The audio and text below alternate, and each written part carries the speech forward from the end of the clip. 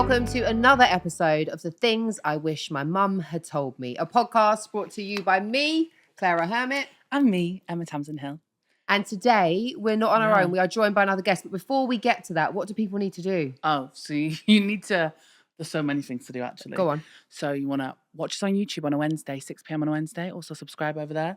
Follow our Instagram. Follow the TikTok. Give us a review. Yeah, and make rate sure... it. Yeah, you rate us 5 stars because somebody has given us a really kind review, put the 5-star emojis, but then actually given us a 1-star rating. What were you thinking?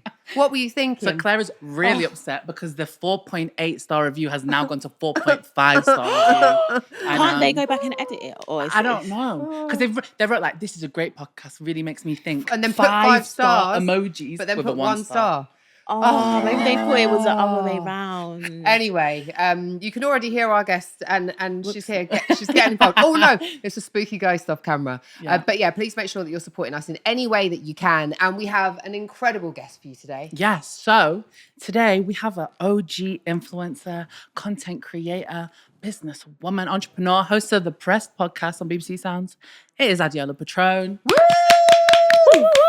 Oh, that was such a lovely intro. Thank you. That was really cute. Can we Thank also you. add actress? Because I came and saw you and I think I might cheat on my boyfriend. Yeah, girlfriend. Even though I did, you can I tell did what's cheat on on my boyfriend. That's Yeah. where it's come from. But so In the actress play. as well. Yeah, by the not way. in real life, in the play. Do you want to do more acting? Yeah, I don't mind. I would never turn the opportunity away, but it's not something that I'm actively working on, if that makes sense. It takes a lot, like learning the scripts. I did musical theatre at college, so learning all the scripts and that is just very long. Yeah. Learning the lines and the Embodying that staging. character, literally. And the anxiety. I mean, it's like nice, but just the thought of like, oh my gosh, there's people there and I've got to go on stage and I've got to forget, I've got to Yes. forget my lines, but it's just a lot going on. And I did actually forget my lines. Like there was a time when my mind just went blank. Yeah, that used to happen to us all the time at college when we did musical theatre. But you have to know your character so well that you just Freestyle. You can just freestyle Because it. most of the time people actually can't tell. If you've forgotten your lines, Yeah. people actually can't tell. Unless you freeze. I think that's That's when they're it's like, oh. something's happened there. Yeah. But there is something in that, isn't there? Because I'm sure you do we know you do loads of content, but you do stuff where you're sitting in front of audiences, but you just have to show up and be yourself, right? Yeah. Whereas when you're acting, A, you have to play a character, and B, there's all of the other things that go into it. Like, am I going to Literally. play them convincingly? Am I going to remember my lines? All of that stuff. So it Yeah. must feel like a lot of pressure. No, it is. But it's like, it's so fun though. Like it's like an adrenaline. Yeah. And it's like, it's hard to explain, but I do love it though. Yeah, And my character was very relatable as well. So I Yeah. wasn't playing someone too far from who I used to be. Yeah. Uh-huh. I had Big Tobes on my radio show, and he said exactly the same thing. And then I Yeah. asked him if he's thinking about cheating on his girlfriend. What did he say? No. And he would have He said, was like, no, "No." of course. It was love just quite that. funny. I sprung it on him, and he was like, "No!" But yeah, it was a really great performance and lots of fun. And I think it was super relatable. And everyone you hear the sound effects. Like you don't even need sound effects because the crowd make the sound effects. I would want to watch it. You need to. Oh, Yeah. you should have come. I know. If it ever happens again, I'll be there. That's Acting is not all you do. There's obviously loads more that you Yeah. do. How do you kind of find a balance between everything? I don't know. It's just I just have the balance. Like Mhm. I don't know. I don't feel like it's hard. I feel Yeah. like it all intertwines, so I don't really find it difficult. Mm-hmm. And I still have enough rest days. But I feel like I still chill a lot. Oh, that's good. Because sometimes I feel like, especially when had my clothing brand as well, I was like, if I'm focusing all my attention on one thing, all the other things fall behind. Yeah, I know And what that you just mean. stresses me out. But yeah, I have a team though that do help me. So even like the things that I need to do, I'm like, oh my God, there was no way I could have do this and then Yeah. take on their role Yeah. because them doing their role really helps me out. Yeah, I need to do that. I was honestly thinking this week about if I want to hire like a PA to like help me edit and stuff like that. I do Yeah. everything myself still. Wow. So I like edit all my YouTube videos, all my social content, and then the podcast, which we have an editor for the podcast. Yeah. But like, yeah, and I was thinking, no, I actually need to get a PA just to do like 10 hours a week of like editing Yeah. for me. Because it's hard to do everything and put 100% into Yeah. everything because something else will lack and it's just Mhm. too much. And then the schedule goes downhill and Literally. then I just get real stressed. But Yeah. I want to know, how did you get into did you start doing YouTube first? Yeah. So how did you get into doing YouTube? So YouTube, I started in uni with my two friends. It was Mhm. literally like off the whim. It was just like I think they had a camera there. And they were gonna do it as a duo, and Mhm. then I came along and I was like, "Oh, Adeola, you might as well. We could all do it together." And I was like, "Okay, whatever." And I didn't even really, I wasn't in the world of YouTube. So I was just like, Mhm. okay, whatever, let's do it. And then what should we talk about? I think we was like, oh, let's talk about boys and sex and relationships, you know, the Mhm. usual uni drama. Yeah. And it just went from there. Like, we would just tell story times about what we'd go through in uni. I miss that era of YouTube, honestly. Literally. Because we're similar in age, aren't we? I'm 27. Oh, I'm older than you. Okay, but I feel like My media age is 18.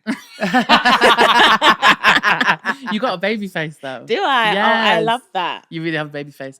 But like I love that era of YouTube when like everyone was doing story times and it was like And you could just say drama. whatever. And there was no Yes. like people taking clips and then putting it on TikTok and then no one watching the full video. And now Yeah. you're known for that little clip. Taking stuff out of context. Literally. You've got to kind of think a lot about, I guess, what you say. So you started doing YouTube at uni with two of your friends. You made the 2 of 3.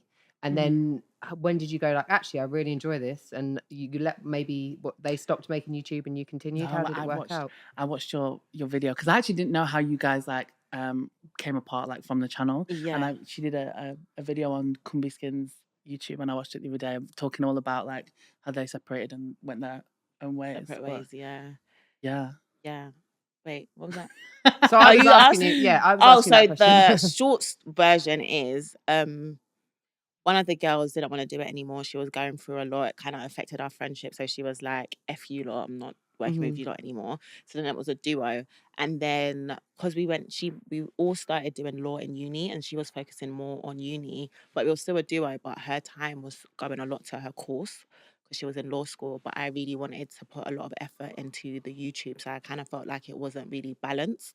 So then that kind of affected our friendship as well because it was like, I felt like I was doing all of the work, but then all the rewards is like 50-50. So then we kind of just made a decision to go separate ways. But then it's like we all just stopped talking because it was just a bit like... Yeah. All subject. Yeah. And then, yeah. That's quite, I mean, I understand how that stuff happens, but it's quite, I guess it's quite sad, isn't it? Like, yeah. Start as lose... friends and then it's just... But life is so different when you graduate uni though. Like I miss uni times. Like I was with my friends all day, every day, and now it's like you're scheduling to see them like once a month, if that.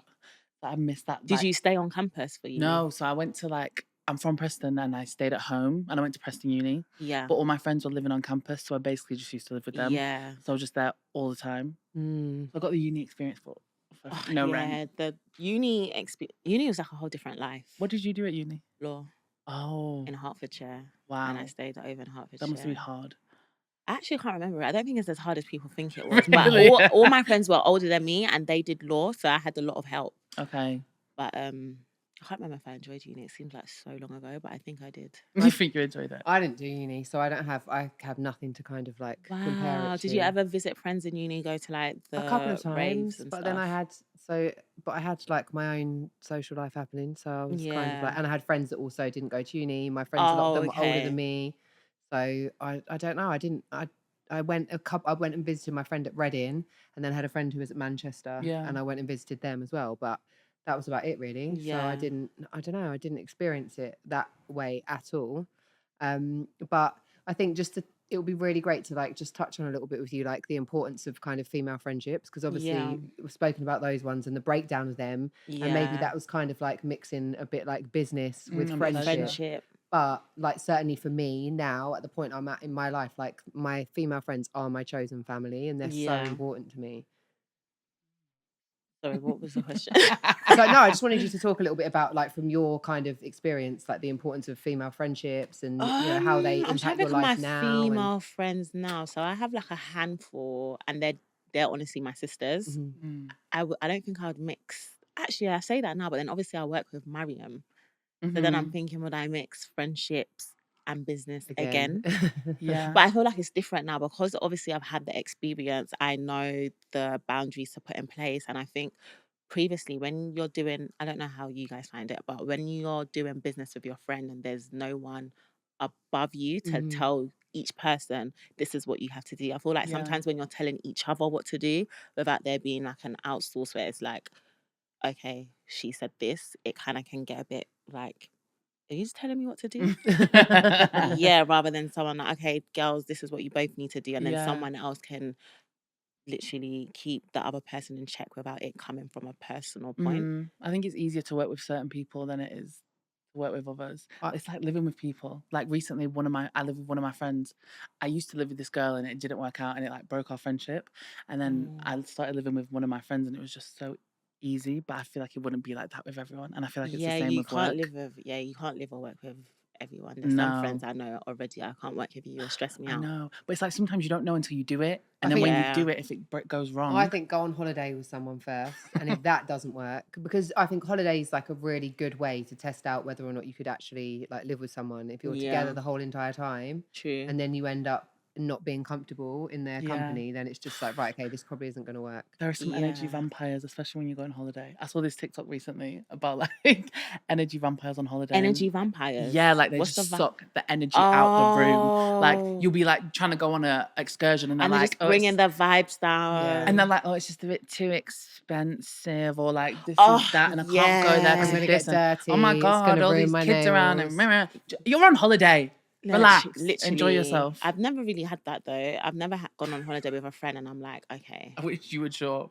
It's hard when you go with like a big group. Yeah, but I really want to go on a big group holiday and experience that. I went to DLT this year with like, oh my gosh, the big group. You were with a big group? Yeah, well, the thing is, I didn't know anyone I knew Lauren and Antonia. Yeah.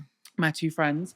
And then it was a load of like their friends. So there must have been about 10 of us all together, but I didn't meet these girls until we were in Malta. Okay. So, but it actually worked out really well. But even in a big group, there's always going to be someone that you're just thinking, flipping out. Yeah, but then it's a bit easier because you've got other people to like bounce off. There's loads of choice of people to talk to. It's when I think I've had like troubles if there's just there's two of you, or if there's like 3 or 4 of you. I just feel like if 2 people or one person, it's like one person could easily want to do something else and they have no one to do that with if 2 people agree. Whereas if you have, I think an even number is always best. My friend went on holiday, actually, I think it was the start of this year, with 2 of her friends, and they both found holiday bays. And then they kind of like prioritized spending time with them over spending time with her. Oh, I hate that. And then they like turned on her. 2 of them? It was 3 of them. Oh, that's shit. So they both had like holiday flings and she was left alone. Yeah, and the 2 guys knew each other as well. See, that's why I think 4 is a good number, because if you do have like one person wants to go off and I feel like sometimes you do get that one friend on holiday that's always falling in love. Yeah. Like, why must you go and find a bay everywhere you go? So then if you have that one friend, then at least 2 of you can... No, because then there will only be 2. That's why I think they're 4. Yeah, there's a good number then, because even if 2 of them did go off, the likelihood of 3 of them going off, it's like, come on. Yeah. At least someone has to feel sorry for the left out person. Exactly. In that situation. Exactly. And talking about dating, what's it like for you dating as someone who people know? Like, do you think that makes it harder? Does it make it easier? What's your experience been like? I feel like it makes it harder because I feel like everyone has an assumption already based on... They think, oh, you must get bare man because like you're just around all these people, or you must get like I don't know what it is about influencers or being on camera that people think you just get bare attention. Oh, you must not see your DMs, like you just must get bare DMs. It's like crickets, babe. It's actually like no. Yeah. And it's like people think, oh, there's loads of men in your DMs. Like, yeah, if you're into like 50-year-old uncles, then literally, great. Or them spam emails telling you to get 2,000 followers if you pay $20. Yeah, like there's no fine men. Yeah. In the DMs, really. Yeah. There's none in there. But does it make them think that they know you as well? Like people who, because if they've seen content of yours and they might assume that they like know who you are, but obviously as much as people will know a part of who you are, they don't know all of who you are. Yeah. Now I've never really had that. I've never had like a guy think that they know me. I feel like they think that they know that I get loads of attention. So it feels, some guys think, because when I'm like, oh, why didn't you talk to me when you saw me here or there? They're like, oh yeah, because you just probably get loads of attention. So I just thought it seems harder for them to try, and they can't be bothered to try because they think, oh, I'm probably one of like 100, and it's like, calm down. I honestly feel like we're in an era though of like nonchalance. Like, I feel like, I say this, we're playing the nonchalant Olympics, like people pretending like they don't care, and it's like, oh nah, like I'm not that bothered. Just do your thing. Like it doesn't take a lot to just like say hi make the first move, or like go out of your way to just be polite. You guys find it hard. I think dating is just a really difficult space at the moment. Yeah, dating's really hard these days. It's disgusting. And I think that it's like, I do think that social media and dating apps and stuff really plays into that, because there is that kind of perception. Well, there's just so much out there, isn't there? Yeah. There's so many options. Like, I'm older than you guys. I'm 40. And when I was in my... No way, you look so good. Thanks. This makes me so excited. When I was like in my like late teens and early 20s, I used to go out with a group of mates. My group of mates would start talking, you know, someone would start talking to a group of guys. Then we'd all start talking. There'd be someone that you fancied, you'd exchange numbers. And we, like, obviously we had mobile phones. I'm not that much of a dinosaur. Well, she told me yesterday that she bought a porno on VHS when she was like 18. VHS videotape. Wait, is that the videotape? Yes. Yeah. That's how old I am. And I'm like, what? Things have progressed since then, folks. You'll be glad to know. But yeah, and then you just kind of like, it just was so simple. And then you'd end up kind of being like, right, okay, are we doing this or we're not doing this? Yeah. Whereas now you've got like talking stages. Then you're like, you're exclusive seeing for a each while. other. And then it's like, we're exclusive. But not together. Yeah, like, what is that? I'm so done with that. I've spoke about this on the podcast before, but like, I was seeing a guy this year where it was like, we were exclusive, but not together. Like, what the only does thing that for a year mean? you were though, 8 months. Well, no. We weren't exclusive for 8 months. We became exclusive and... What's the point? I feel like I can understand exclusively dating. Yeah. No, but we weren't. We were like going around each other's houses. Like, They we were were like girlfriend and together. boyfriend. We're basically girlfriend and boyfriend. But he wouldn't give, like, you didn't have the title. Yeah. That was all it was. Is this the one where you had the heartbreak or something? Yeah. Oh, what happened with that? Because I saw you came back to Instagram kind of like, oh yeah. Crying. Yeah, you had a heartbreak, but I don't think you were ready to share it. Oh, no, because the thing is, this is a thing that I don't know if I would ever show a relationship publicly again. Like, I had a relationship in the past that was like really public, and like he would be in my YouTube videos, we lived together and everything, so that was very public. But the thing is, I am such a hopeless romantic and I'm such a lover girl, and I feel like I do want to share certain things, but I have to teach myself now to not share that much. So I feel like with my audience, because I share so much of my life, to a certain degree, people want to know this information. Yeah. So it's like you have to learn how to like give it and then take it back, like when you want. So did you tell them about the heartbreak? Yeah, I think I did. I definitely, we spoke about the heartbreak. People knew I was dating him. They didn't know who he was. Yeah. I didn't give too much information, but I dropped things here and there. But we called him Mr. Z on that. So what was the heartbreak? So quickly. Well, give me the tea. basically we were seeing each other. I basically like end up falling in love with him. We're basically boyfriend and girlfriend. Like, we see each other all the time. He literally lived 5 minutes from mine, so see each other all the time. And then, as it was getting more serious, and I was like being like, "You need to give this. I want you to ask me to be your girlfriend," basically. Because when the whole exclusivity conversation came about, it was like, I thought we were exclusive. Like, I'm not seeing anyone else. It's like, but you never said this. Like, anyway. So then it all comes down to it, and then we ended up having a couple of arguments in quick succession. And then he ended up coming to mine and was like, I think we're going to end up being toxic, so I don't think we should see each other anymore. That was the explanation. When really, I feel that was the biggest bullshit answer, because in reality, he wasn't ready for a relationship. Yeah. That's what it was. It's not that we're going to become toxic. Yeah. You just don't want to make yourself into the bad guy. He didn't right take responsibility. So that's what happened. Yeah, that was it. And did you just cut ties completely from that point? We didn't speak for like maybe a month or two.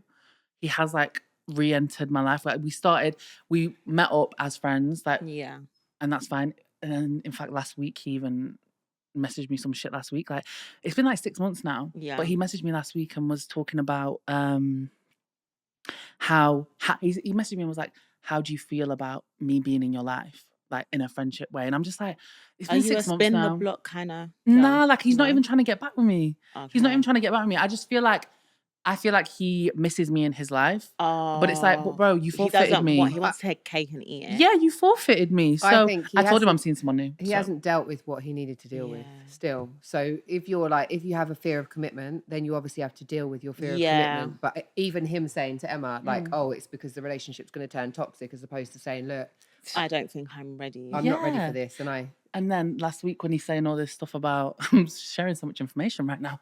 Last week when he's saying this stuff about how do you feel about me in your life, like, then he wants to start coming out with the whole, like, you was better than I was ready for, and I didn't put a label on it.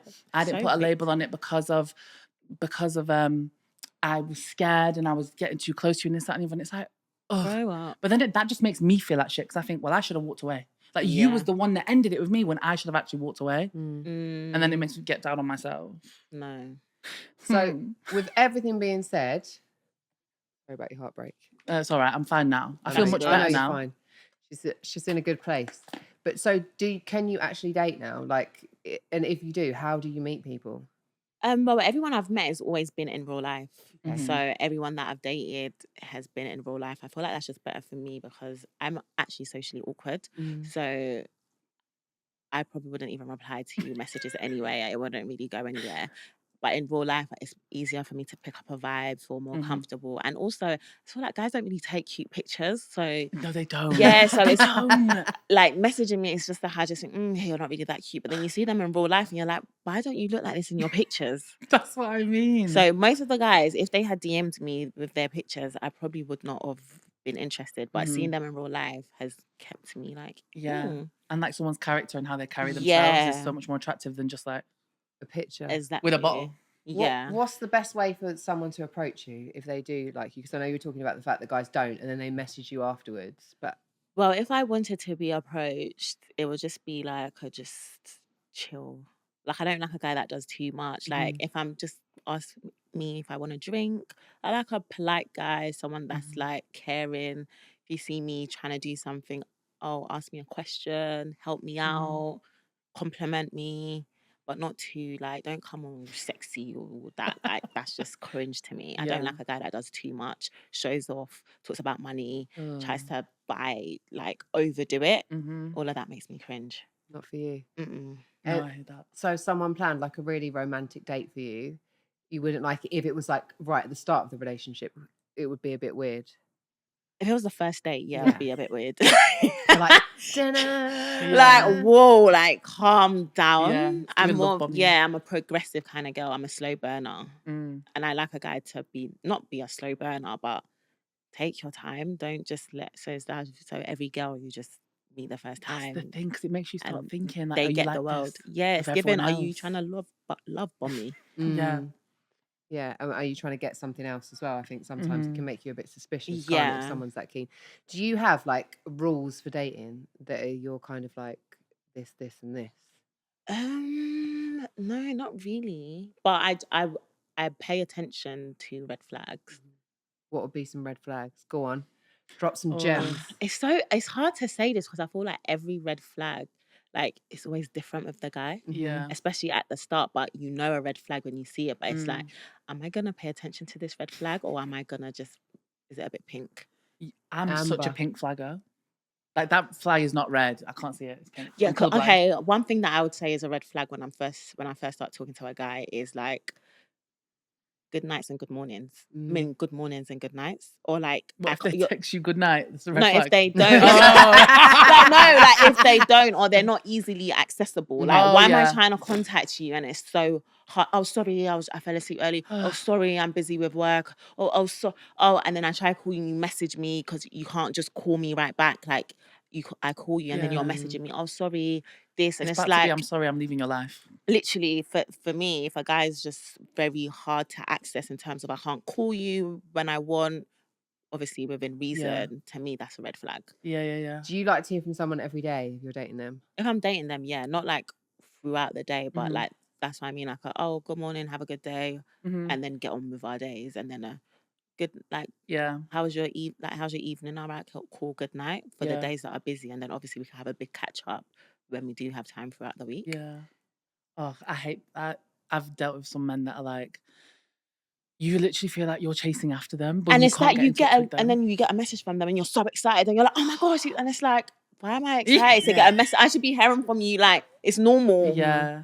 There's certain men where it's like they literally leave you crumbs, and then it has you like chasing them, wanting them so much. And it's like, actually, do I actually like them, or is it just because I don't have access to them in the way that I want? Exactly. And then it's like you want to make it your mission. Yeah. It's like breadcrumbing, I think that's called, isn't it? Like where people leave you like little bits and then kind of like push you away and then pull you back in again and push you away and pull you back in again. But I do think it triggers on like it can be really triggering for some people. Like we were talking about attachment styles on another podcast, and I think it depends like what your attachment style is. But particularly if people have like an anxious attachment style, then and someone does that to them, it kind of triggers that part of them and makes them want to chase even more. Yeah. And I think that can really blind you then, because you don't even know this. But like, I don't know you. Yeah. I don't know if Yeah. I like you. I don't know if we're like compatible. I don't know if we've got the same But values. then I it don't know if we starts want the making same you thing. think, have I done something wrong? Yeah. Yeah. And then you think, because, oh, wait, just 2 days ago it was really good. Nothing's happened. Maybe it's me. Maybe I done something wrong. Maybe I should message him again. Oh, he must be going through something. Oh, am I overthinking it? And then it's just like, you just go off in your own world. Now you're chasing someone that doesn't even deserve it. And then it literally consumes your whole day. Yeah. And you feel like you can't do anything. And then that's when I get annoyed with myself. I'm like, well, why did I even bother start dating again? Because this is Literally, because I just was ruining my life. so happy before I met you. Yeah. Now you've consumed my mind. Yeah. But I don't think it's unreasonable, like what Adeola's saying, to hear from someone a couple of times a day. I think if you need constant contact from someone, that's probably a little bit unreasonable. Yeah, that's a bit much. But to hear from somebody every day, I think is like perfectly reasonable. And if someone's not doing that at the start, it's not going to get better. Like, it's not going to get better. Yeah. They're showing you exactly who they are. Yeah. And I think it's about like cultivating that strength or that boundary to be like, actually, if you're triggering this in me to make me feel like I've got to chase you or make me feel like I'm not good enough, then this isn't going to get any better. Exactly. Are you quite good at that? Like cutting things off? If you spot the red flag or the pink flags or the amber flags. I think before I wasn't. Like, I think before I would like make excuses for things. Like I was unsure if I was being reasonable or not. Like, am I asking for too much? Whereas now I feel like I'm secure to think, okay, I don't think I'm asking for too much. And if this is what I want and I can also provide that and it is being done other places, like other people can do that, then I guess you're just not for me. Mm-hmm. So I feel like it's growth, really. I feel I like love as women, that. we actually, like, you have to grow Yeah.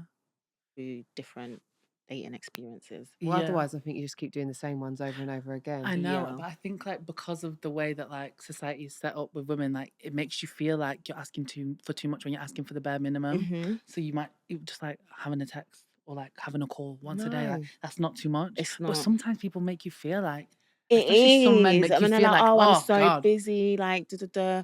And then you just like, think, Well, don't bother then. innit? Don't You're not gonna bother. marry me. Like all you're doing is calling me in the day. literally. Wally's.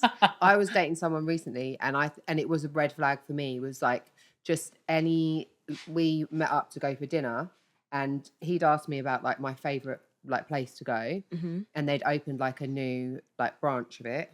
Branch, is that right? Yeah, whatever.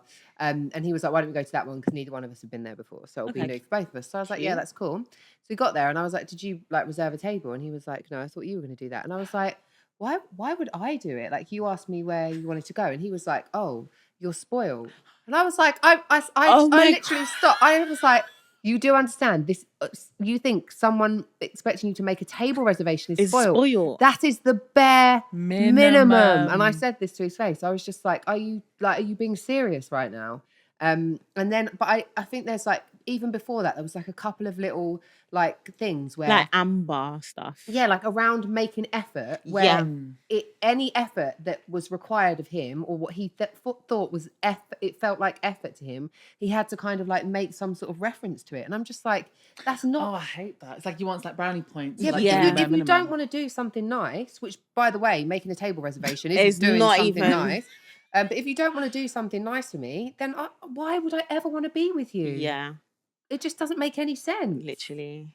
I feel like I don't think this is an unconventional opinion, but I like how do I word this? What do you like? What do you like? How do I word this? Hold on. No, I think recently I've really come to favour men that take the lead. Yeah. I'm like, for instance, take the table reservation, say, I'm going to come and pick you up, pay for things, buy this for you, buy that for you. And I was never that girl that was like, my man, he has to pay all the time and he has to do this and he has to do that. I never cared how much money someone made or like anything like that.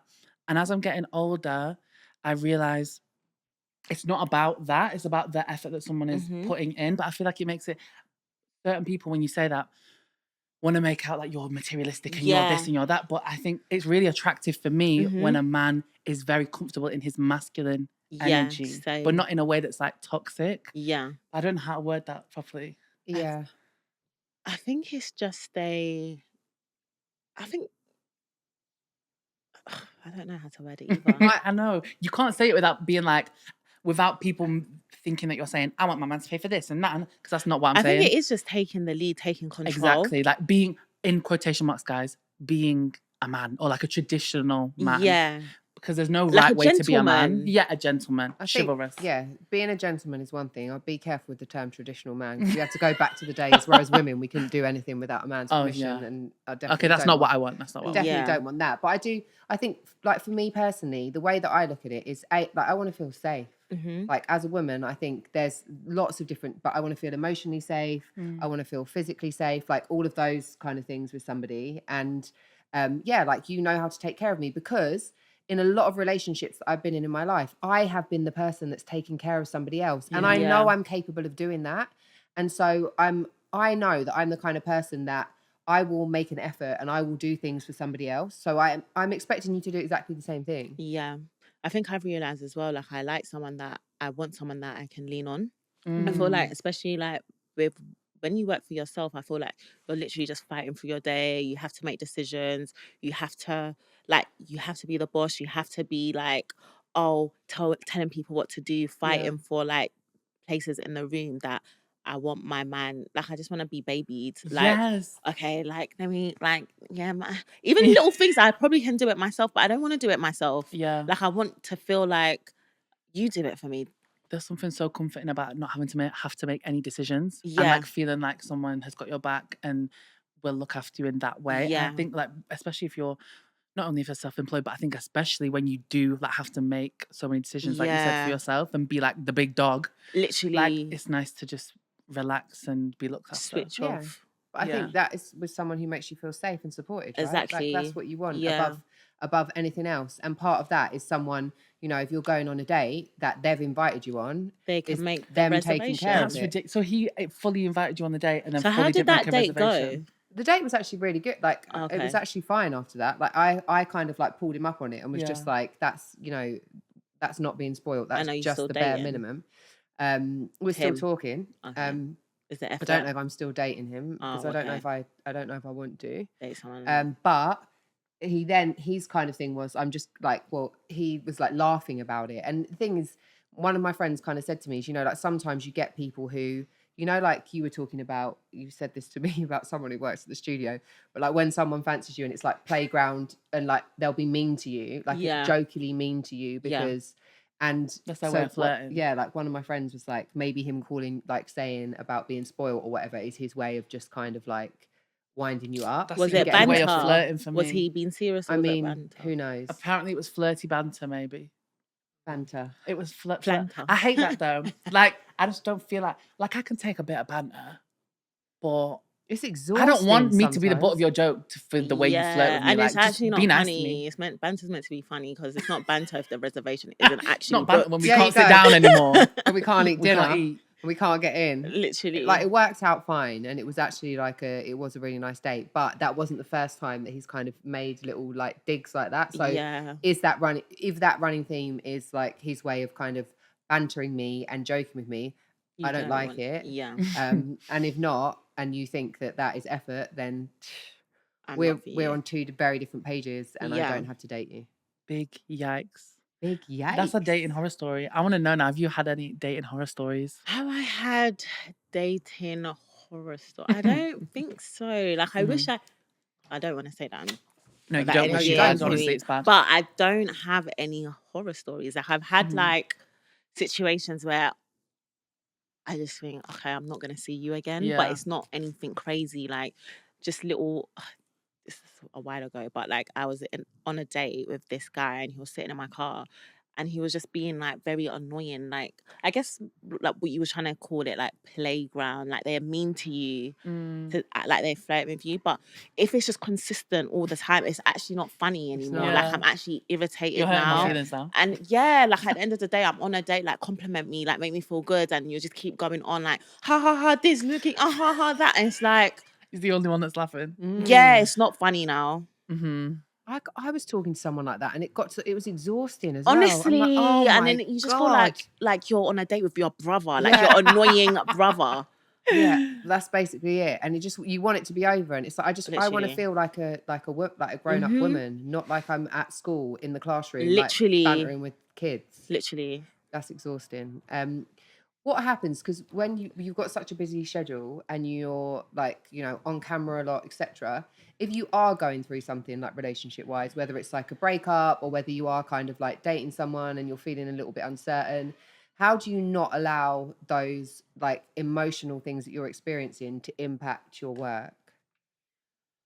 I don't know. Like, I've had days where I might be like going through like a little tiff with someone, or things are coming to an end and you feel a bit sad, and then you have to be on camera. I feel like if you really watch all my, like, if you're actually someone that keeps up with my content, I feel like you could tell. Yeah. Literally, maybe, but it's not to the point that it's like, oh my god, it's really bad. Is Adeola okay? Like, Yeah. did they put a gun to her head like that? But I think if you're, there's just certain things that you just can't force, especially when it's Yes. like, oh, you have to be yourself, you have to have the banter. But I push through all the time. It's very Yeah. rare that really ever happens, but there has been one or two times where it's just like my energy isn't the same, but I'll still always bring that energy, but it's just Yeah. not all That's the the way thing. up there. It's hard. There's definitely been times where like I've had to like turn on the camera and be like, "Hey!" In reality, I was like crying 5 minutes No, before. literally. Yeah, and that's hard, but that's like I guess You there's hard I parts just of every you job. just gotta push yourself through. That's how I just said that. I was like, at the end of the day, let me just do 6 hours, then go home and just cry and eat and go in front of TV, watch EastEnders, and just chill. You love an EastEnders, don't I you? do love an EastEnders. Is that your way of dealing with breakups? The EastEnders EastEnders omnibus? Does that omnibus still on a happen Saturday. does No, it? because I watch it throughout the week. Oh, you're on it. I'm on it. Have you been watching Big Brother? I have been, but it's like background noise, so I'm trying to catch up. I keep falling asleep and then watching. I've been on the same episode, I swear, for like a week. Okay. It's been good. It's got a bit juicy the past few. Oh, well, I've by the time this comes heard, out, it's probably over. Yeah. They'll probably already know the winner by the time this comes out. But no, I've been enjoying Big Brother this year. really. So is your kind of way of getting over breakups? Like, I haven't had a breakup in a long time. okay, So the last time I had a breakup, I was in uni. okay. So I was very Really? young. Yeah. So I haven't had to deal with anything to the point that I'm like, this has affected my work. I don't know how. Like, it's just like I'm quite sad. I'm not talking to this person anymore. So I have one or, the first 2 days you're just a bit down in the dumps, but you're not like heartbroken. Yeah. So I've had that. I haven't actually had a heartbreak. Yeah, like I this. don't know why I'm smiling, but You're it's like, like, "I haven't I've had never one." You want actually, one? yeah, I've not had a, like, I can't come into work, like, I can't do it. So Yeah. I haven't had to deal with anything like that. No, but this heartbreak I had this year was like, I feel like this was like my first, maybe not, I can't say it was my first heartbreak I've had in a very long time, and it felt different to my other heartbreaks. Because like my first boyfriend, I was 16, and I broke up with him, and I was like, yeah, sad, but I don't even remember it.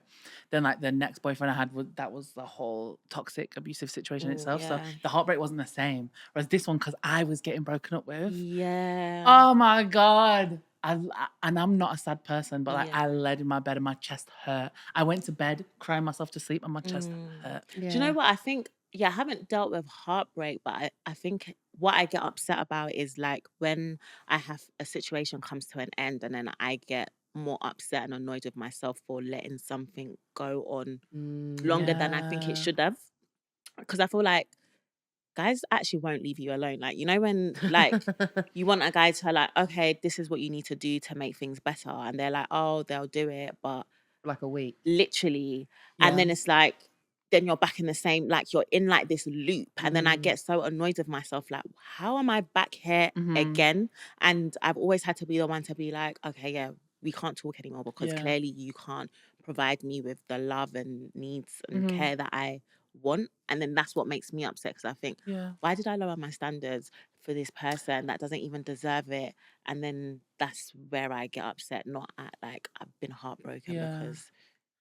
How long does it take you to get to that place with someone? Like, how many chances would you give them to be like, right, this is what needs to change, da da da da da, and then they go and change it, but it only lasts for a week, and then you're back in the same situation? Like, how many times would you allow that loop to repeat before you're like, do you know what? No. It's hard to say how many times, because like I feel like it's always like a different situation. So I think that's where the doubt comes in. It's like it might be, oh, you need to put in effort, and then they put in effort, and then let's say they do something else, and then they do it, but it's just not quite. And then you think, am I being unreasonable? Like I could see, oh, maybe I'm being the bad one here. Like maybe I'm asking for. I think that's where it comes in, where I'm like, I'm not too sure. Yeah, but it's hard because they give you hopes and you're like up here again, and then when it stops, you're like, But I just feel like we're learning all the time, and I think like we're not wrong for like talking about our needs and wanting to put the effort in to make it work. Like that doesn't mean that we don't love and respect ourselves. It's like we're actually like just trying to make something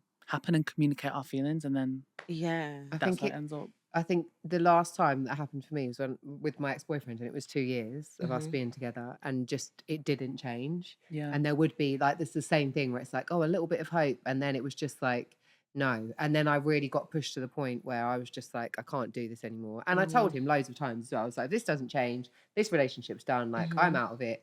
And then I think once I finished with him, because it just felt so like, exhausting and so much hard work, that by the time I finished with him, I knew exactly what I wanted. After that, I'm just like, I think a little bit like you were saying, where if this exists in the world, and I know it does because I can see it in other places, like I'm not going to settle for anything other than that, and I will not be spending or wasting my time. Why? Like, why do I need to? Why do I want to?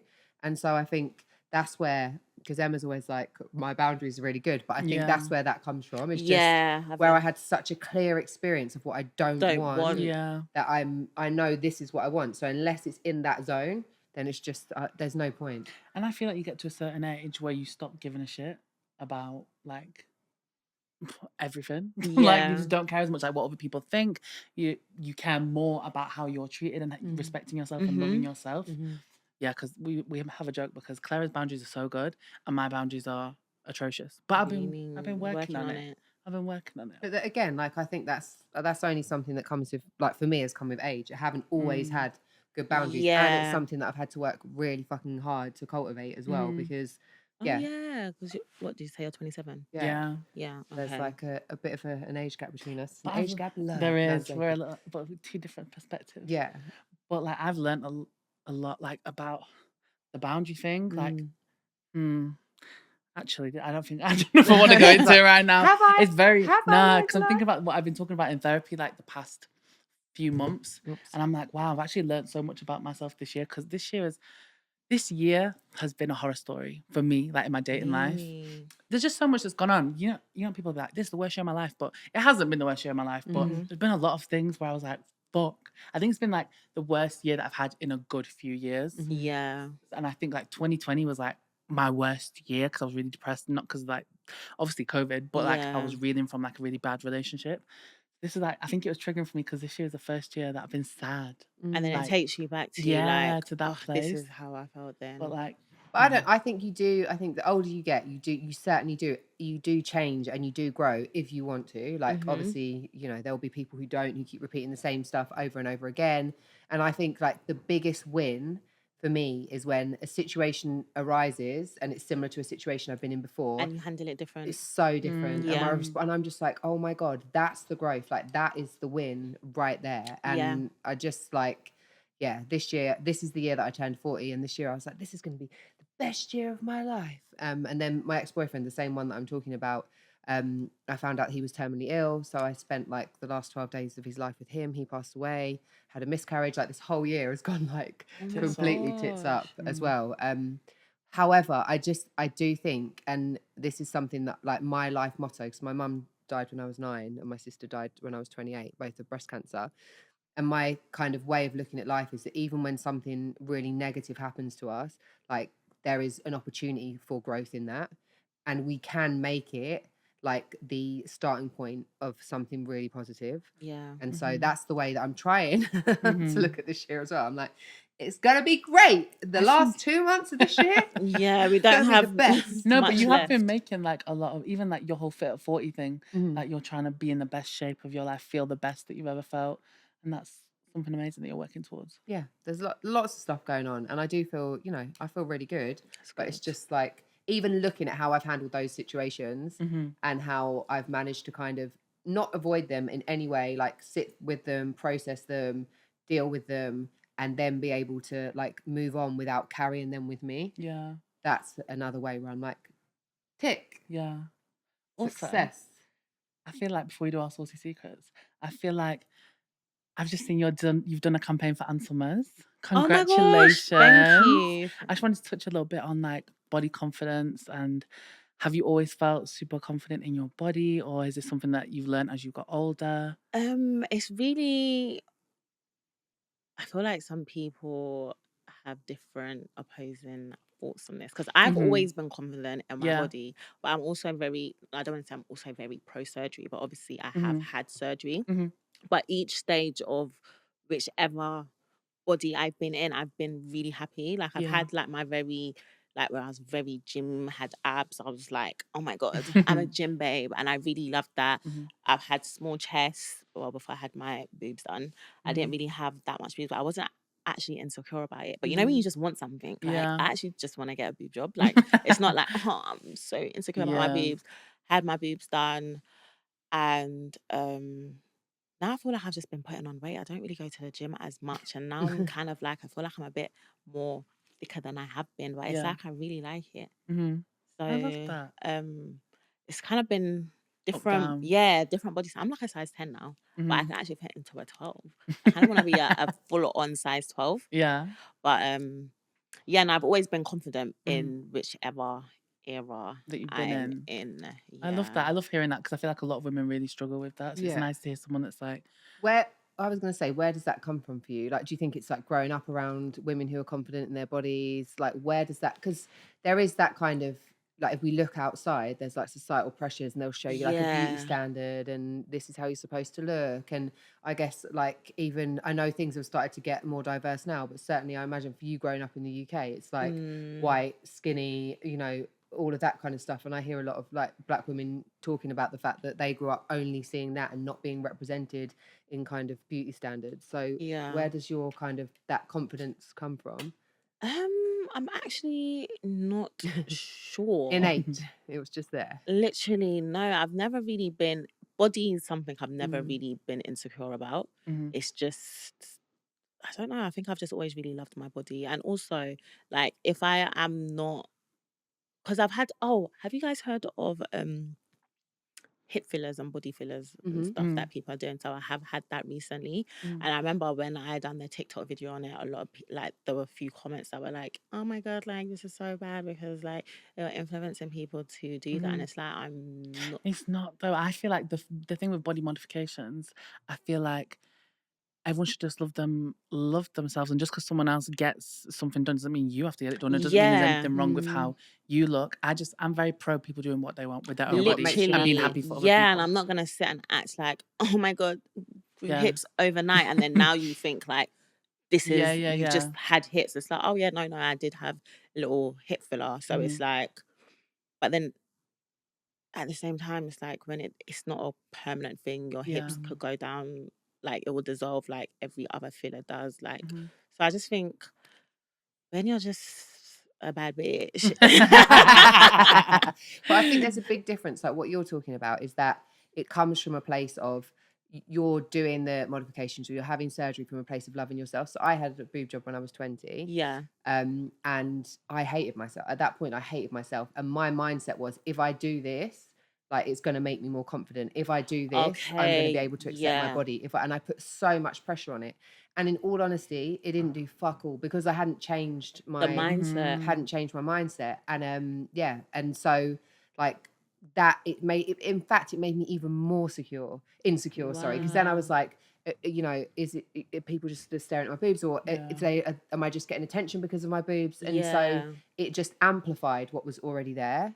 Wow. And then when I was 30, because my mum and sister both passed away of breast cancer, and I have a hereditary gene, I had both my boobs removed and reconstructed. And that point then was when my whole relationship with my body changed. It got better before then. Yeah. At that point, I was just like, oh my God, like my body actually isn't just about what it looks like. It also is my support system for life. Like I can't do life without my body. Yeah. And it's healthy, and you know, anything that I like doing, I can do because of my body. Yeah. And it was like my whole way of viewing my body completely changed. Yeah, I think it definitely is a mindset thing because you can be skinny one year and how your mind feels about your body is how you will actually feel. Then you could put on weight. Yeah. If your mindset is so secure, then I feel like you'd feel good. And you know, if you wanted to maintain a weight because you love that so much, you would maintain that. Like, you'll go to the gym, you'll eat healthily because you love your body. Yeah, The we spoke mindset that about you're this. in. Like Yeah. yesterday, we were talking about like true self-love is not about physicalities at all, No. because you might be all right now, and then what happens if you get have an pregnant next accident. year, or you have an Yeah. accident or whatever, and your body changes so much, and there's no guarantees in life. So it's like, Literally. And what happens when we're old and like our hips Literally, are down and to our they're knees, sagging. you know, and our bums are all dragging along the and floor I behind kind us. of, it's What not that I happens? can't wait to get old, because I definitely can wait to get old. I'll have no shame when I'm I'm happy old. to grow old gracefully. Like, I'm like, yeah. Gracefully? Yeah. No. Like, I'm gonna embrace it. You know, like some people freak out about like, oh, I'm getting grey hair, or I'm getting Yeah. wrinkles. I'm like, nah.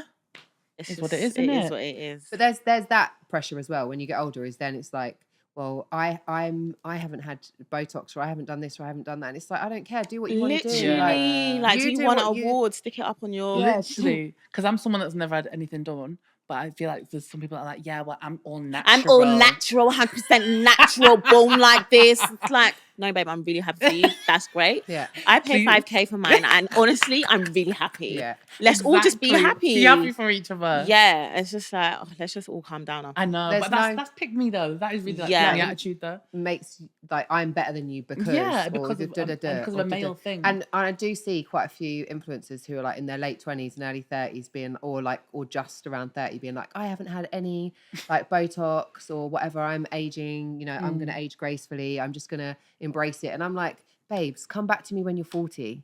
Like, and then you might have changed your mind. Yeah. Because I You didn't always have that. anything- You have those people that speak too soon, and then later on, it's You're like, "Oh." is that no injecty? Oh, I see because it's not like I think I started having Botox and stuff when I was 38. And I've had like a little bit of filler and and I have Botox like every 3 months. But that's it, like that's entirely up to me. It's my choice and I'm happy Yeah. with it. I don't want to change my face. I Yeah. don't want to look like Not like young you, forever yeah. or not like me. But I just want to look fresh and I want Yeah. to like look, you know, as good as I can for as long as I can. And that is down to me. Like that's my choice and my decision. Yeah. And I don't feel like it makes me like less of a woman or you No. know somehow a fraud or Yeah. any of those I don't things. think Like so. I'm still me, but I just think we all end up being hypocrites at some point, right? Because the more you learn and the more you grow and life changes, you might go back on some of the things you've said. Yeah. You'll definitely go back on a couple things you Yeah. said. Yeah. So 100%. you know, if you're out there in your late 20s and early 30s, being like, I Yeah. you know, I'm embracing natural age. You haven't started aging yet, because I don't think I really have, and I'm 40. So you know, what can I really Yeah. say about it? And I feel like there's humility in being a hypocrite. Like, it's a good thing. Yeah, it because is. It we shows you change as growth. people. Yeah. Yeah. Yeah. But people sometimes, especially and if you just looked at the internet all the time, people would want you to be like, that's your opinion. You have to stick to it for the next 100 years. And Yeah. I'm going to hold you to it. Yeah. It's That's like, no, it. man, we change. That's all right. Literally. We do. And that's all right. That's all right. Okay. Are you ready? Yeah. So we do a Let's segment go. on our podcast called Saucy Secrets. We'll see. Are we doing the So- intro? Oh, yes, No, we you don't started get doing- away with it. We've started doing like a new intro for it. We might even record it. Wait, Go is it on. me? I sing, don't I? Yeah, You sing? Yeah, Oh, listen, go you for ready? it. You ready for She's this? a good singer. I go, Saucy Secrets. Saucy Secrets. Shh. Oh my You like God. that? Did you like it? It's giving Pretty Little Liars. Yeah. Got a secret. Oh, yeah. Yeah. But take this one And then they to end the with a grave. shh. Yeah. Okay, so I did ask people, what's your most embarrassing drunk story? Before we do this, do you have a drunk story? Yeah, I do. Go for it. Uh, Is it embarrassing? it was really embarrassing. I actually have two. Oh, I'm we gonna please can share hear share both them. of them. We've Share got 'em. time. No, I'm just gonna do one. So it was my birthday, and I went to Libertine with my friends, drinking the champagnes, all the drinks that were coming. Like, I don't even know what happened to me that day. Like, I just was drinking everything that was coming. And you know, when you're feeling good, you don't even. I thought at that time I would know when to stop. I didn't know when to stop. And I just remember when I went to the club toilets, and then I went in the toilet, and then ever since it was like walking into another world. Like, I opened the cubicle, and then everything started spinning. Oh, no. And then it was like, I'm in this toilet by myself, vomiting. And then the little sweet lady went to go get the security Oh, guard. no. The security guards went to go get my friends. And then by the time my friends had come, I'm laying in this in the Libertine toilets, literally just laying there, and they're like, you have to pick her up. She has to get out, and they're all trying to pick me up. I've seen the video. There's videos. Yeah, there's a video, like, because they were like, oh, happy birthday, Adeola, and they're all trying to pick me up, and like my body is literally like like a dead weight. flopping, like my shoes are not like my your toes are over literally like this, and then they carry me outside of Libertine. Now I'm laying on the street because now they're waiting for someone to bring the car round. Then they bring, because I don't know why, but I drove there. But anyway, one of my friends had to drive my car back. And then there's a video of me in the car, and they're like, are you okay, Adeola? And I'm like, yes, mummy. I'm like, yes, mummy. And then like I'm vomiting, because I'm laying in the back of the car and I'm vomiting as well. And I'm like, I just want to go to bed, mummy. I'm like, why am I calling my friends mummy? Oh, I was just so, and it was like bare vomit on the side of my face. What birthday was this? I feel like it was my 24th. Oh, this happened to like one of my friends a couple of years ago on her birthday. Like, I've been very drunk before, but not that point drunk. And she was like that, but except from she was on her side in the recovery position, vomiting in my bed. Yeah. Yeah. And it was actually really scary. Like, you know when someone gets so drunk, like it's actually terrifying. Because I think, are you going to die or what? Like, if I wasn't next to you, something bad could happen, Yeah. Worrying. Have you got a embarrassing drunk story? I don't have an embarrassing drunk story, but Do you know? I mean, I've been drunk so many times, and what happens is, like, really drunk so many times, I have like memory blackouts, and so I get really bad anxiety, and then, but I don't actually. But people will say to me, actually, in that time, you were like, we could understand you, you were fine, you were up and about, you weren't. I wasn't like passed out. I'll take myself home. So that's my thing. Like, if I get to a certain point of drunk, I'll just go home. Yeah. And I won't remember how I got there. But I'll be at home, which is really scary. Like when that happens. I mean, I'm sure there's loads of embarrassing stuff that I've done over the years because I've been drinking for a long time. Yeah. And like throwing up and stuff like that. I hate throwing up. Throwing up is such an awful I do thing. remember being at my ex-boyfriend's house. I think it was like his dad's birthday or something, and they got me like pink gin because I think that's what I was drinking at the time, and I drank the whole bottle whilst I was there just chatting away, like not aware of how much I was drinking, talking to like his cousin's girlfriend and everyone else, just ripping their ear off. I drank the whole bottle, and then I was throwing up this like black sick. Oh, I was literally going to say that happened to me before, but I ate a mayo chicken before, so it was lettuce with black. This was just literally black sick. And then when my best friend will tell you, whenever we go to Ibiza, it didn't happen this year, so I've obviously grown. But normally when we go to Ibiza, our first night we go to Amnesia, which I don't know why we keep doing it because it's a terrible idea. And so I end up on the first night getting like really drunk. Yeah.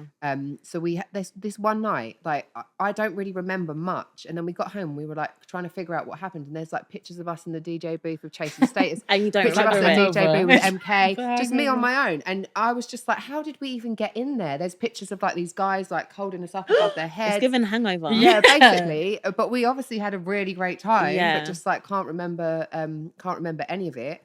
And I think like just to have to give a little shout out to my sister if we're talking about drunk people, because my sister was like really like small, short, blonde, like very like she'd be the person that would tell you like how to live your life, what to do, you know, like really like that. And, you know, very polite and etc. until she was drunk. She turned into an actual monster. And there's like a story of she was at I think it was like her partner's friend's wedding. It's like a friend's wedding anyway, that were a couple. And she was staying at the people that got married at their house with loads of other people. Yeah. And the bride's parents offered to give her and her husband a lift to the house they were staying at.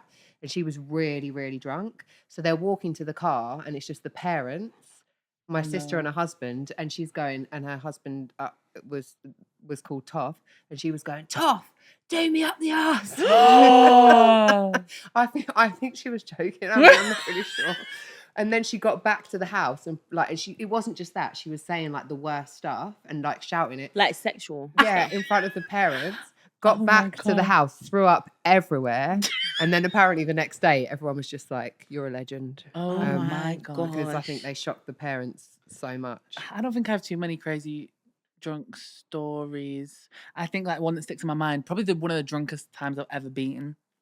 I was like, it was with my family. Yeah. Which I don't know how I got this drunk with my family, but basically, because I'm from like the countryside, every year there's like a show, like an agricultural show for the area. So it's like horses and cows and farm shit. Anyway, so my dad was like the chairman of that show that year, like helped organize it. So there was this tent, like hospitality tent. So, and it was obviously like my dad bought all the alcohol for the tent. So it was like, no, ain't paying for nothing, like unlimited alcohol. He like got bottles of vodka and this, that, and the other. I must have been about 19. Yeah, I must have been 19. And I'm just backing off this vodka because I was like, yeah, I'll have this, I'll have that, saying to someone to go get it to me. They must have been doing that half and half because I think I pretty much drank, I'd say like 3/4 of a bottle of Absolute. Oh, Absolute. Absolute. I was, and there's a picture of me. There's a picture of me with someone's dog, like Chihuahua, and I'm holding this Chihuahua and I'm like, literally look so happy. It's actually hilarious. I was so drunk. And then after we were on the field, then we went back to one of my parents' friend's house, who's a very wealthy man, who lives in a very nice house. Yeah. And I just remember going upstairs, going to the toilet. I didn't throw up. I was just asleep on the floor. And then my mum found me and was like, what the fuck are you doing? Get down here now. She's like, go home now. And we only live like 2 minutes from there. So I think I don't know if someone drove me or I teetered my way home. Got home. The next day I had to get like a 10 a.m. train to Southampton from Preston, like the longest train ride of your life. And I remember like my auntie was sleeping in the bed with me and I got home and I got to the toilet, threw up all over it. Don't worry, I didn't throw up on my auntie. I was going to say all over threw up her. in the toilet and I was the roughest I've ever been in my life. And it was just embarrassing because it was all in front of my family. Speaking of embarrassing stories and throwing up on people, I'm not going to mention my friend's name, and this was quite a long time ago. She was dating this guy, and everyone had been out to a club, and then she went back to his, and they decided to have sex, and she was on top of him, and she threw up all over him. I think that's my worst fear. No, that is so embarrassing. Like, I feel like I just pick my clothes up and just run out of the room and just never turn back and block his number. I don't even like babies throwing up on me, never mind a fully grown adult. As well, and you know, like when you've been drinking a lot, And it's quite on a lot of top liquid. as well, so it must have been on his chest, and his face. Imagine on his face. In his mouth, possibly. No! Well, what? His mouth might That's have too far. been open. He wasn't expecting it, was he? Out of nowhere, just... That's how I feel when men sweat on me. Like, it makes me feel like I want to crawl up and die. When it starts dripping on you. you. And it's cold and clammy. Oh my God, that is so embarrassing. She shouldn't even have told you that story. She's gonna get that one to herself. Literally. Okay, so I do have some from the audience. So, most embarrassing drunk story. They could be worse. These are gonna be worse because these people are... At least they get to be anonymous. Yeah. So, my embarrassing drunk moment. Got wine drunk. Someone gave me a THC vape, like weed. Whiteyed, fell asleep under the table, spread eagle, my top rolled up so my tits out, foof out, got dragged out by bouncers, tried to get in a taxi, fell under it. I got home, I passed out in my garden, threw up, and I was out having drinks with my mum when this all happened, so she recorded it all. How did your mum let you get that drunk? Well, you're laying on the floor with your tits out and your mum didn't say, darling. Eagle. Yeah, legs open. Oh, whoa. And then how did you get under the taxi? I don't know. She fell under it. Just slid under it. Maybe not under it. Maybe she just fell at the feet of it. Yeah. And just ended a bit but your mum was... You're definitely in the age of social media if your mum was recording you. Literally. Instead of like helping you, taking you home early, giving you some water, putting you to bed.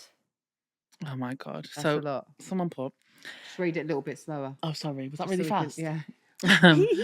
I fell asleep in a phone box on a train station platform after a night out in Wales because it was freezing. Sheltering from the Welsh weather, Bear Grylls mode on. Woke up to the train pulling up in the station to find 10 tourists taking photos of me. How bad is that? Taking photos. Yeah, but people love taking photos. I wonder if it's one of the red phone boxes because tourists love the red phone box. Oh, they, yeah. You know? It's and just now in the they've got corner. A passed out girl in it. That's so mad. I can't imagine. I think that's like the worst thing, being that drunk and not making it home and then not having someone to make sure that you made it home. Yeah, well, I would be. I don't think I could cope. Yeah. I don't know what I'd do because also I definitely need a wee at some point. What are you going to do? Why are you laughing? I was proofreading the next one. Okay, what's the next She's one? already laughing. Let's go. The weird, I feel like, yeah, okay. Vomiting on you're all going to know where this sexual is going. Oh, Okay. she vomited on him having sex or sucking his dick. I might as well not even read it. Go on. She's guessed it all. Saucy message time, too long for the box. So went home with this guy So I went home with this guy once and I was so wasted. Started doing the deed and he pulls out all of these moves, flipping me around, switching positions every couple of minutes. He was going for it. First of all, that annoyed me. Yeah. Like, why we flip? that's- Did Yeah, that go- like, but come on. he's got too much energy. He's obviously been having vodka Red Bull. It was good, but the drink mixed with the sudden throwing around made me feel Yeah. queasy. So I was like, chill, let me suck your dick for a bit. Got down to it and everything was fine. Then I went a bit too deep and it made me heave. So he pulled away and just as it was out of my mouth, I was sick all over his dick. I couldn't help clean him up as I had to go be sick again. Made it to the loo that time though. Worst thing was when I came back out the loo, he had cleaned up and wanted to go again. I swiftly chucked him out and never saw him again. So embarrassing. Men aren't put off by anything, are they? Especially when they're horny. You could do the most heinous shit. And they'd be Literally, like, shit. all I right, don't but think like, men get turned off if you vomit on their dick. you'd hope so, wouldn't No, you? but I think that the gagging thing they obviously like, don't they? And maybe it's just like, yeah, it's because my dick's so big. She threw up all over me, so I've got such a big dick. Yeah. On In Bed with Clara, I had my friend London Hughes on there, and she was saying, she's like, I don't care how big someone's dick is, I just make the gagging noises anyway. Then she's like, then they Guess get really what? excited. There you Once go. I was seeing this guy and we was getting ready for bed together and we were in the bathroom brushing our teeth and I'm brushing my teeth and I'm brushing my tongue and I'm like gagging because I'm brushing my tongue. He looks at me and he goes, you never gag like that when you suck my dick.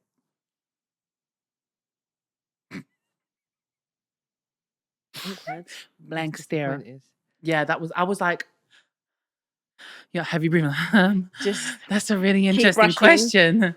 Yeah, I was literally like, oh no, it's different now. It's different. I a bet next different time you thing. was like doing all the gags.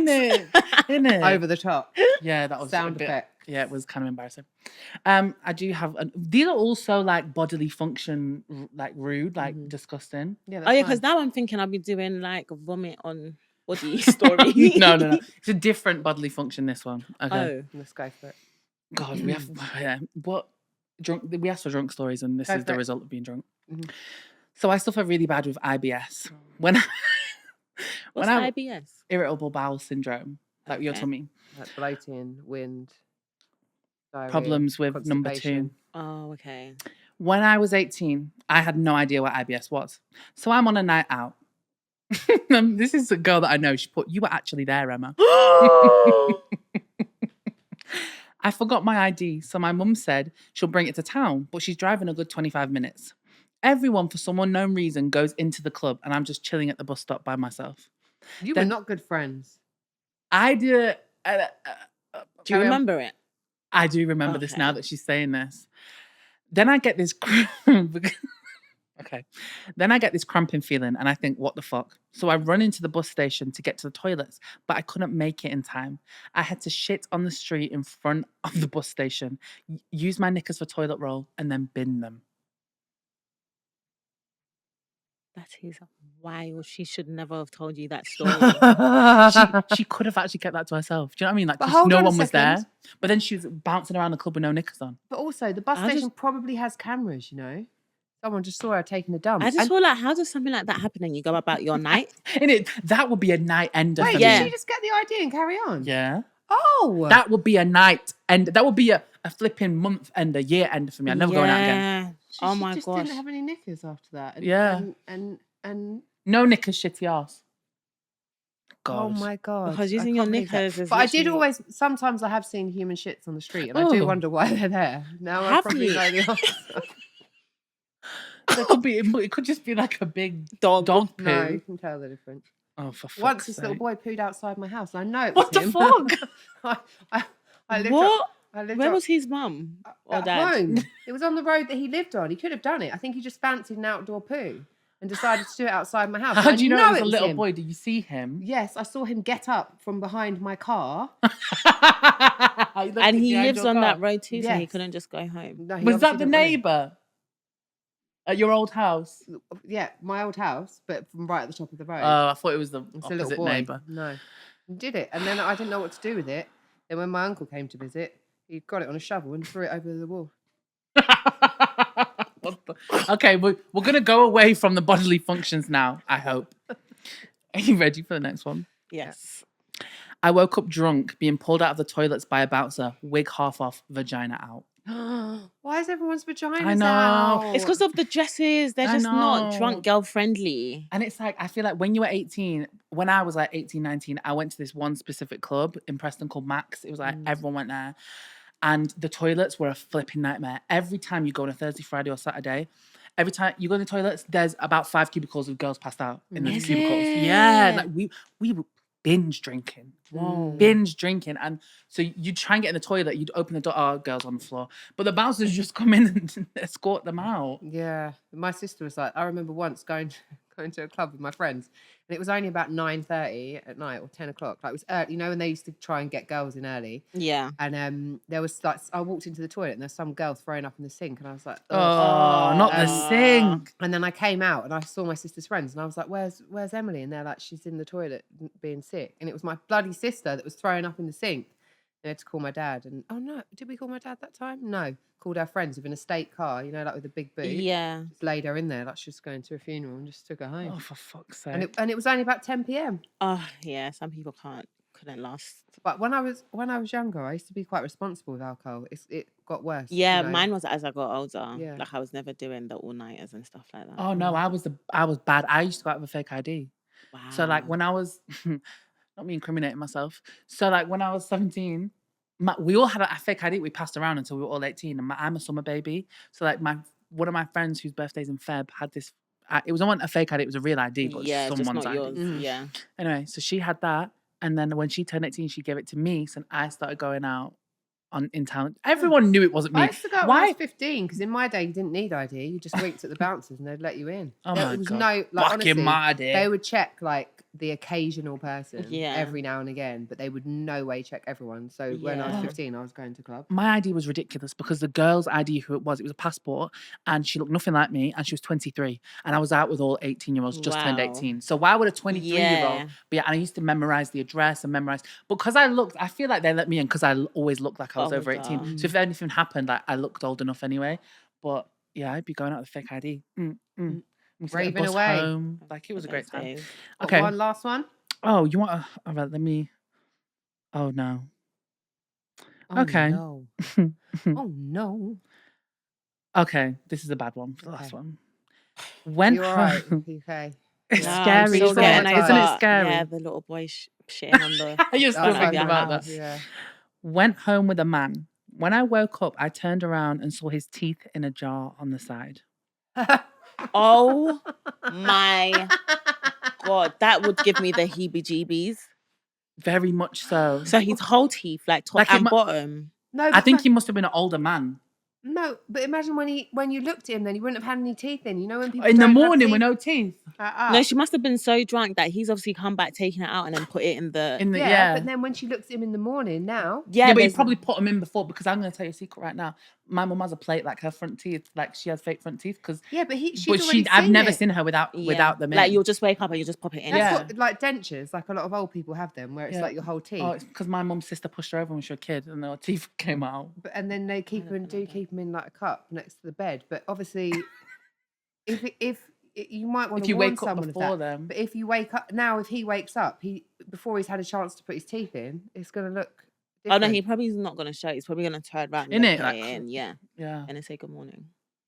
By that time, she already knows. By that time, I've seen your secret. Literally. Sitting on a bad boy piece of information. Wow, wait! I wonder Yeah. what happened there. God Oh knows. gosh, that is one drunk What a night I would want to journey. forget. What a journey we have been on, girls. We really have. Literally. Thank you for coming today. Thank you for having me. I've really enjoyed this. It's been nice little girl chat. Yeah, it started off as a nice little girl chat. And I'm traumatized. Yeah. You're Well, going to go home with those things in your head and you won't No, be able to just get literally, I'm them. gonna be looking on the human shit or Yeah. dog shit. That's like a really traumatizing thing happened to me the other day. I think I ran over a rat on the motorway. Mm. Like it ran out on the motorway in front of me, and I had no Oh. time to do anything else, and it traumatized me for a good 20 minutes. Oh, I think finding no. human shit's more traumatizing, I'm going to be honest with you. Because Maybe. the human shit attracts rats as well. Oh you God, know? no! Can we stop talking about Yeah. feces now? Okay. Let's go back to the girl chat. Sensational. Girl chat. So, where can everyone find you? So everyone can find me on all socials at Adeola Patronne. Mhm. What the hell? .com. No, .co.uk. just at Adeola Patronne, no .com. Yeah, everywhere. Amazing. yeah, thank you so much for being here. We really appreciate it. Thanks for chatting to us. Yeah. Thanks for being honest with us and dropping some gems. Yeah. We'll be back with another episode soon, but make sure that you like the podcast, leave a review. If you're watching on YouTube, like, share, subscribe, comment, Boom. send it to your grandma, Dan, send your it to your nan, uncle, and your cousin. all of them. Bye. Love you. Bye. Bye.